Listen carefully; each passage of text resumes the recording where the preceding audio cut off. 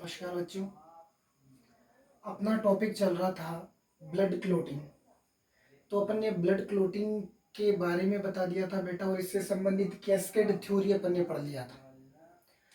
Cascade theory क्या कहता है, जो कि मैकफर्लिन नामक वैज्ञानिक ने दी थी। कैस्केड थ्योरी कहती है बेटा कि ब्लड क्लोटिंग से रिलेटेड लगभग 13 कारक होते हैं।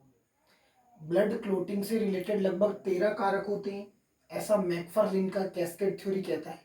अब वो 13 कारक कौन कौन से हैं समझते हैं। पहला कारक जो रक्त स्कंदन में काम में आता है वो है फाइब्रिनोजन। फाइब्रिनोजन। दूसरा प्रोथ्रोम्बिन, प्लाज्मा प्रोटीन है बेटा, ये भी और ये भी। Thromboplastin, calcium ion. इसके अलावा पांचवा कारक है बेटा प्रोएसिलेरिन, और इस प्रोएसिलेरिन को लेबाइल फैक्टर भी कहा जाता है। लेबाइल फैक्टर, ध्यान रखें। छठा कारक रक्त स्कंदन का अभी तक ज्ञात नहीं है बेटा। सातवां कारक है SPCA। एस का मतलब सीरम, पी का मतलब प्रोथ्रोम्बिन, सी का मतलब कन्वर्टिन, और ए का मतलब एसिलेरेटर। नेक्स्ट आठवां कारक है एंटी हीमोफिलिक। और बेटा आपको पता है जो हीमोफीलिया बीमारी, HP मैंने इसी वजह से लिख रखा है कि हीमोफीलिया जो बीमारी होती है उसमें ये वाला कारक नहीं होता। जिस व्यक्ति में हीमोफीलिया होता है उसमें ये आठवां कारक उसके अंदर अनुपस्थित होता है। उस व्यक्ति में ये एंटी हीमोफिलिक कारक नहीं पाया जाता। इससे कई बार प्रश्न उठता है बेटा।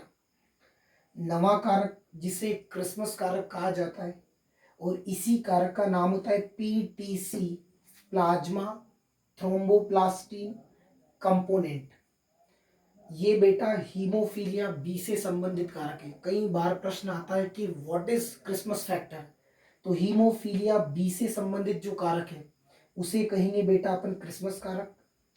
इसके अलावा जो 10वां कारक है उसे कहेंगे स्टुअर्ट फैक्टर।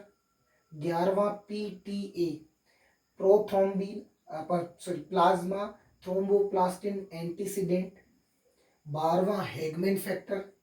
और 13वां और अंतिम कारक लकी लॉरेंट कारक या FSF, फाइब्रिन स्टेबल फैक्टर। तो ये 13 कारक हैं बेटा जो रक्त स्कंदन की क्रिया में महत्वपूर्ण भूमिका निभाते हैं। Thanks a lot. Next video में मैं डिस्कशन करूंगा ब्लड क्लोटिंग की प्रक्रिया पे। Thanks a lot.